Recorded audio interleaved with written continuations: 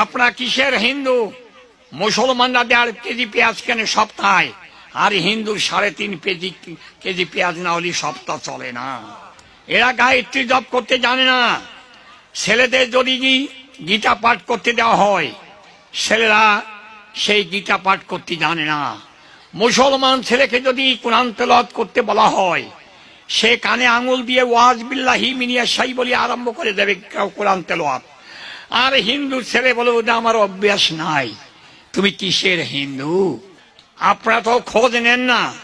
ঢাকায় আমি গিয়েছিলাম, জগন্নাথ হলে মন্দিরের পূজারী আমারে বলছে, কাকাবাবু দেখেন, ওই যে নামাজ আজান দিয়েছে, নামাজ পড়তে মুসলমানরা সব ছেলে চলে গেল মসজিদে। আর হিন্দু ছেলেরা একটা মহিলার হাত ধরিয়া রমনা পার্কের গাছতলা যে টেপাটিপি হচ্ছে।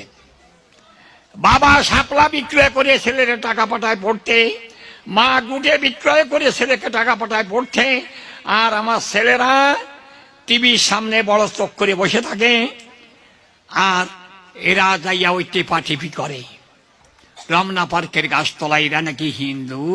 এদিকে মারা ঘন্টা বাজাচ্ছে, উলুধ্বনি পড়ছে, আর আমার বাবারা রাগ করবেন না, আমার বাবারা হত্তন টেক্কার উইটন দেখছে।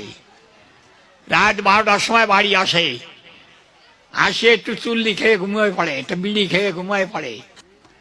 এই জন্য বলছি, শুধু MA পাস করাবেন না, এদের নীতি শিক্ষা দেন, টিভি দেখা বন্ধ করেন, ঘরে ঘরে হরি নামের মালা জপ করেন।